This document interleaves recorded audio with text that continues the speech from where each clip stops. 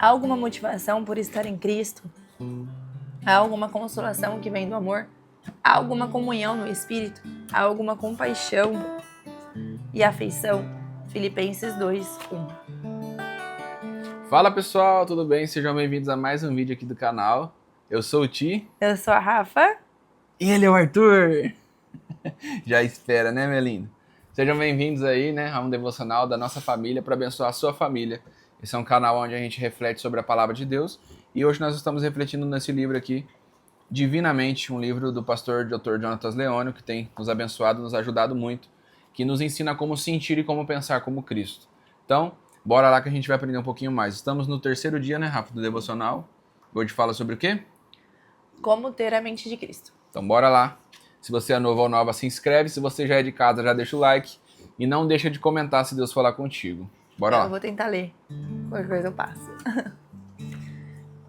Para ter acesso e desfrutar desse padrão de mentalidade, há 3 aspectos que funcionam como portais de acesso, que estão descritos em Filipenses 2:1.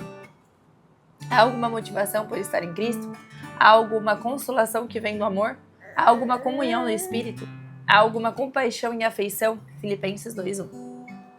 A partir desse texto, enxergo que existem 3 camadas que nos colocam em acesso a este mesmo sentimento que houve em Cristo Jesus: consolação, comunhão e compaixão. A consolação é o ato de consolar, o que nos faz lembrar da promessa que Cristo nos fez. O Pai nos enviaria um outro consolador. Agora pense comigo. Bem.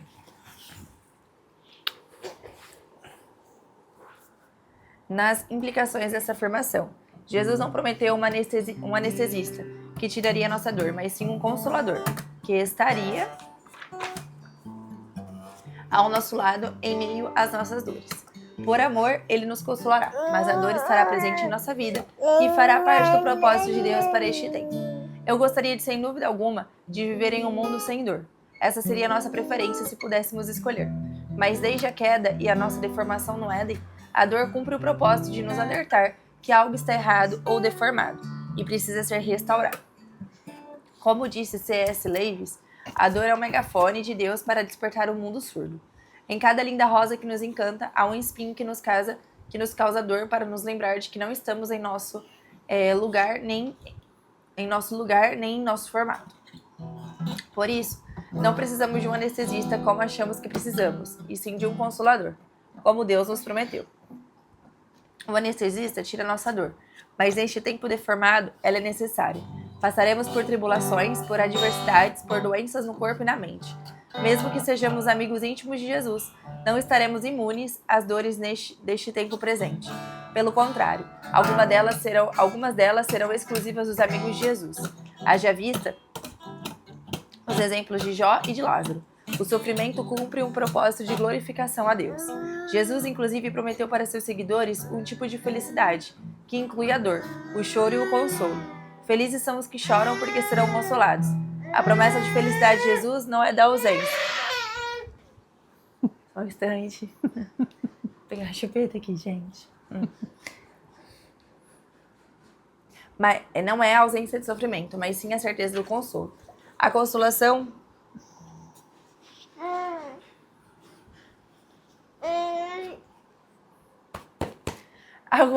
é resultado da presença do Consolador em nós. Tá o leão, hein? E é essa a presença que abre o processo e a comunicação entre nossa mente e a de Cristo. O Espírito Santo é consolo, porque traz o coração de Cristo até o nosso coração e enxuga nossas lágrimas. Estamos ao nosso lado e nos encorajando, estando ao nosso lado e nos encorajando a prosseguir.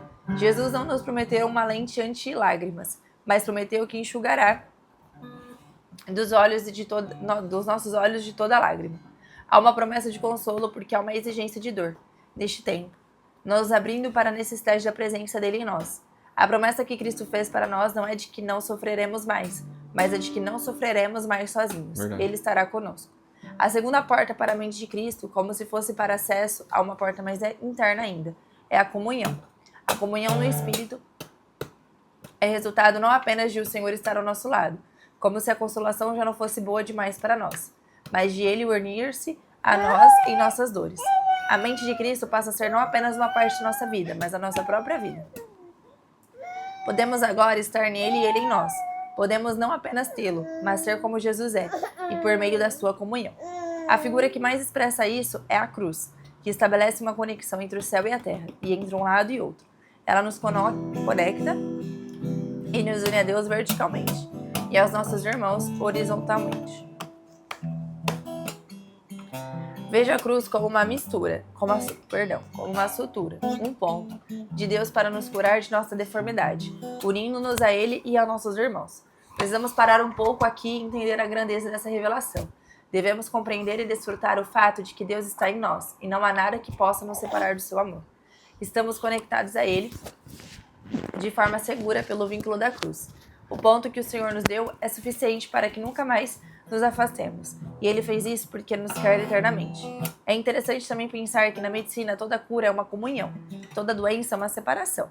Você vai lembrar que toda doença acontece quando uma parte não consegue se conectar à outra por algum motivo. Seja por inflamação, por um coágulo, por uma ferida, por um nódulo, uma malformação ou qualquer outro motivo. Logo, como disse Larry Crabb, não existe cura fora da comunhão. Por isso, para nos curar de nossa deformidade e ferida causadas pela queda, Deus conectou-se a nós por meio do Espírito. Nós agora temos a mente de Cristo, porque Ele se fez um conosco na cruz e nada poderá nos separar dele. Mas a segunda camada pode e quer nos levar até a terceira camada, a compaixão. Se na primeira camada Jesus se sensibiliza com a nossa dor, aproximando-se de nós para nos consolar, e na segunda se une a nós para nos curar, na terceira camada ele se mistura conosco, pensa o que nós pensamos e sente o que nós sentimos, para que nós também possamos pensar o que ele pensa e sentir o que ele sente. Mais uma vez, chegamos à conclusão de que a saúde mental é a mente de Cristo, acessando e redimindo a nossa, para pensarmos o que ele pensa e sentir o que ele sente. Esta é a expressão mais profunda na maturidade emocional de Cristo para a sua igreja. Mas também é necessário nos determos um pouquinho no significado disso para nossas inquietações e fraquezas. Quando estamos tristes, somos tentados a achar que estamos sozinhos e que um Deus santo e poderoso não pode nos ajudar neste momento, pois ele não saberia o que é sentir medo, tristeza, ansiedade e angústia. Mas o que o texto bíblico nos ensina é que nós temos um sumo sacerdote que se compadece das nossas fraquezas e que em tudo foi tentado para misturar o seu próprio coração ao nosso coração e sentir o que nós sentimos. Não sei se você já reparou, mas havia um sentimento que movia Jesus enquanto ele andava aqui na terra e que via de regra antecedia seus milagres: a compaixão. Ele, movido de íntima compaixão, curava, libertava e multiplicava a provisão. Parece-me, então, que a compaixão é um gatilho que aciona milagres, como se fosse de fato uma porta que se abre para um nível de desfrute do que é sobrenatural. Lembro-me, por exemplo, da parábola do bom samaritano. A história mostra que um levita e um sacerdote passaram por aquele homem ferido, à beira do caminho, mas se afastaram dele. Apesar de toda a maturidade teológica que tinham, não vivenciaram a cura, pois não tiveram compaixão. O bom samaritano é uma representação de Cristo.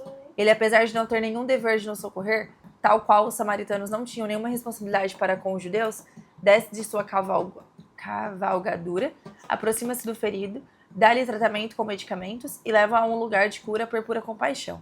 Jesus desceu de sua glória e sentiu tudo o que nós sentimos, em profunda compaixão. Por isso, ele entende e cuida das nossas feridas, nos oferece tratamentos, inclusive medicamentos, como eram azeite e vinho naquela época, e nos leva a um lugar de cura, de onde aguardamos a sua volta. Creio fortemente em meu coração que a igreja madura, que aguarda a vinda do noivo, é este lugar de cura e compaixão. É o lugar onde as feridas serão tratadas e os abatidos, angustiados, deprimidos e ansiosos encontrarão refúgio para completar a obra da restauração que já foi iniciada. A compaixão é o acesso de Jesus, por sua graça e misericórdia, aos nossos sentimentos e pensamentos. Mais do que isso, é a ponte que nos leva aos sentimentos e pensamentos de Jesus. O resultado final é que desfrutaremos em plenitude da mente de Cristo, pensando como ele pensa e sentindo como ele sente. Forte, hein? Eu te confesso que eu já tinha ouvido algumas partes desse daí, já tinha lido também. Mas uma das coisas assim que mais mexe comigo é que toda doença é uma separação e toda cura é uma junção, né? É uma união. Quando você faz... Aqui ele não fala com tantos detalhes, mas ele conta muito ali a história por exemplo, de um ponto. O ponto não tem nada de mágico, né? Um ponto que você faz ali, você cortou o braço, vai fazer um ponto. O ponto, ele nada mais é do que ele junta as duas peles para que elas possam cicatrizar, né? E muitas vezes essa junção entre nós e Deus, né?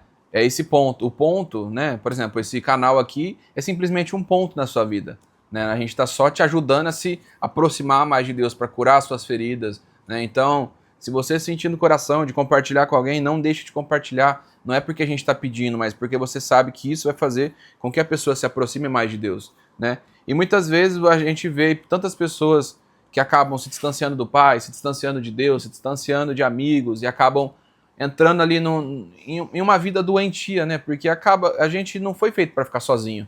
A gente não foi feito para viver sozinho. A gente foi feito para viver com mais pessoas. A gente foi feito para se relacionar. Nós somos seres que a nossa natureza é uma natureza de relacionamento. Então, muitas vezes a gente vai usar de coisas para nos relacionar, mas a gente não pode deixar de se relacionar. E somente assim a gente vai entender como realmente ter uma mente de Cristo e como realmente a mente de Cristo é a cura na nossa vida. Tá? A partir de amanhã nós vamos começar a segunda parte desse livro, eles são 4 partes, que fala sobre o que, Rafa? Aprendendo a pensar como Cristo pensa. E aí nessa parte 2 vão ter vários subtópicos, né? E amanhã a gente vai falar sobre como a mente realmente é renovada. Em Romanos 12:2 a gente vê ali um versículo que fala sobre renovação de mente. Então a gente vai entender na prática como que a mente é renovada. Eu espero que Deus tenha falado do seu coração, que Ele tenha te ensinado, que Ele tenha trazido ali uma palavra de incentivo para você. Então permaneça nesse propósito. Amanhã nós vamos aprender como que a mente é renovada. Que você possa ter um domingo maravilhoso aí com a sua família, com seus amigos, na sua igreja, na sua casa. Não deixe de compartilhar esse vídeo. Amém. E nós nos vemos amanhã, né, Rafa? Deus abençoe. Tchau, tchau.